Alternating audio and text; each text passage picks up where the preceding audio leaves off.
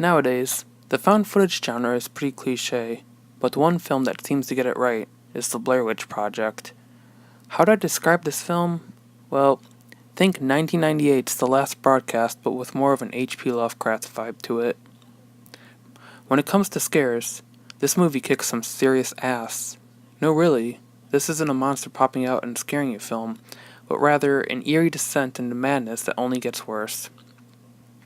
Now, the plot of the film goes like this.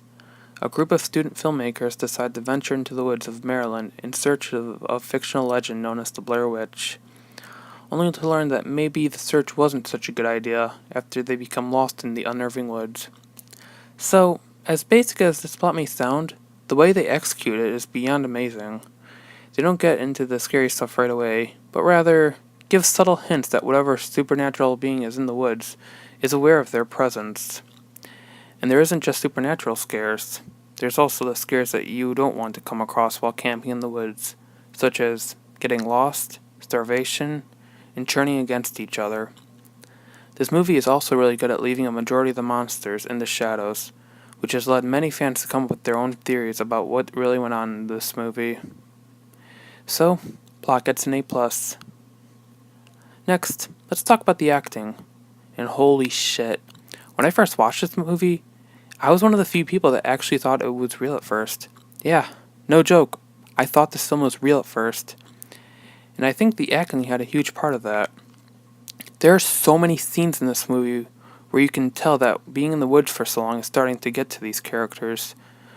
One of them even starts to randomly scream song lyrics, and as silly as that may sound, it's actually really haunting to watch, because it's an evident sign that the trio is slowly going crazy due to the lack of food and being lost in the woods for so long.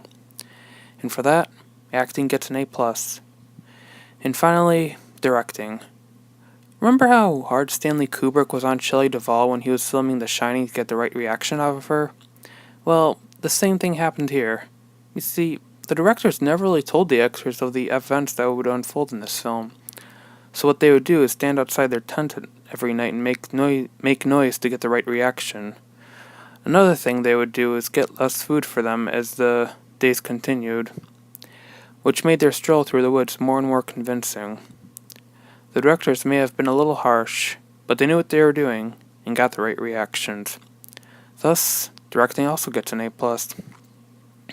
Overall, this is a film that has one thing a lot of modern horror films don't. Subtlety, which is a very important ingredient in the world of fear.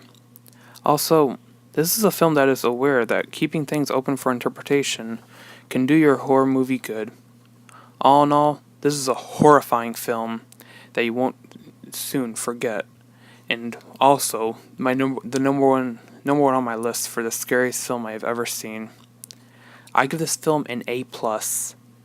Don't forget to like and subscribe for more content.